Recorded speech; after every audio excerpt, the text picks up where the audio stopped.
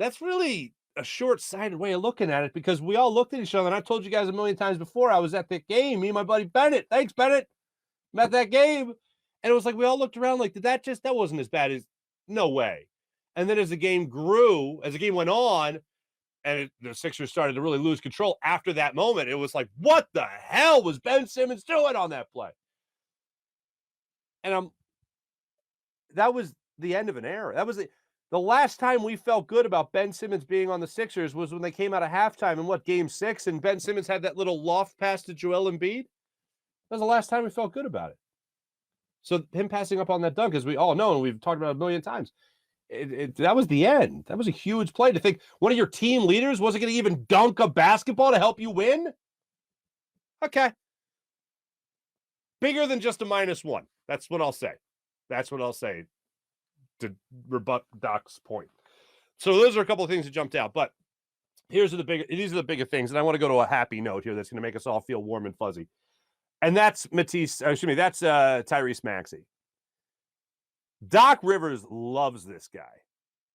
Loves Tyrese Maxey. What you're about to hear on the Vince Carter podcast is Doc Rivers just emoting, showering Tyrese Maxey with love.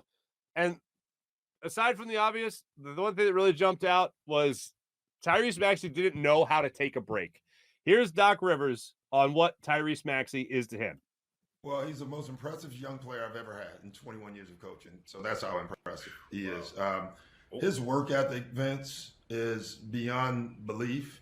Many times already this summer, at least 2 or 3 times, we've had to tell him to go sit down somewhere and go relax. He works with Sam Cassell and my son Spencer as their skill development coaches. And he called Spencer 2 weeks ago because, like Ross, he went on a vacation.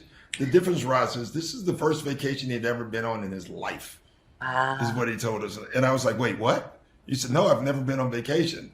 And he asked Spencer, what do you do on vacation? I love it. True question. Like, what do you do on vacation?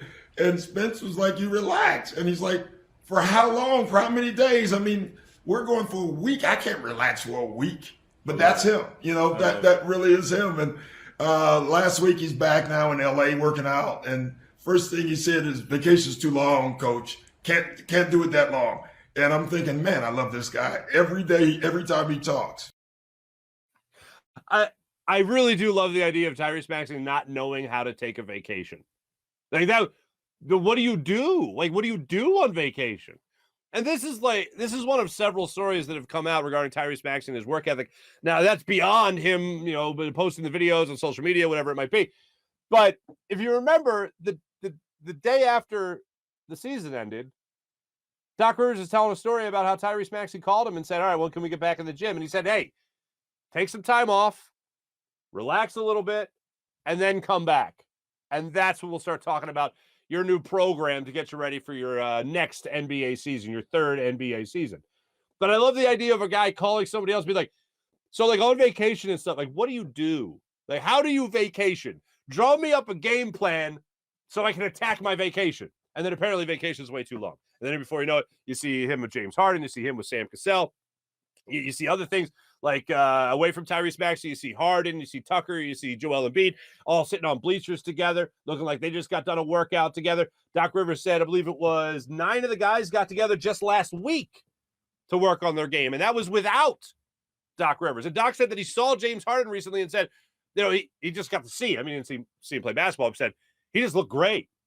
He's like, James Harden looked like he was in great shape. They didn't use the best shape of his life, but he did say that James Harden looked like he was in some phenomenal shape, which was great. Then after that, Doc talked about what James Harden is doing for this team by taking this pay cut. The first thing that I don't believe is in this cut, I want to highlight it though, is that they asked Doc Rivers about the tampering case, about the NBA looking into the Sixers, investigating the Sixers, opening an investigation to see if the Sixers are guilty of tampering when it came to the James Harden situation. Doc Rivers said, well, it's not true. It's just flat out not true. That's all you really need to hear from that point on. But here's what it meant to Doc Rivers and the Sixers to see James Harden say no to $47 million guaranteed Doc Rivers on Harden's deal? Too much. He calls me too much. You can tell him that. Yeah, he really does. It's been great. He's working. He's working his butt off. I think about 9 of the guys were in town last week, and they worked out every day together. That's, Vince, when you start seeing that kind of stuff. He's working. What, his shape and conditioning is like. I'm curious how much contact you've had with him this summer to talk with him, check in with him, see what he's up to. Too much. He calls me too much. You can tell him that. Yeah, he really does. It's been great. He's working. He's working his butt off. I think about 9 of the guys were in town last week, and they worked out every day together. That's, Vince, when you start seeing that kind of stuff, that's the guys, that's the players getting each other. And when you see that, that's a good sign. He works out with our developing guys. They report back. He's in great shape. And he is working his butt off. I saw him about 4 days ago, and he looked great.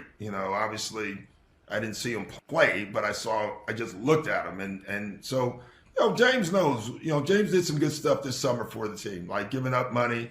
And then secondly, he was like, listen, I want to win. How can we do that? How can I use my contract to help us win? So it just tells you that right now he is in the right place, and we needed him there, honestly, because we would not have been able to do what we did without the help from James this summer. I mean, you can tell the guy's floored. Excuse me, I think we had a little bit of a reset there. My bad.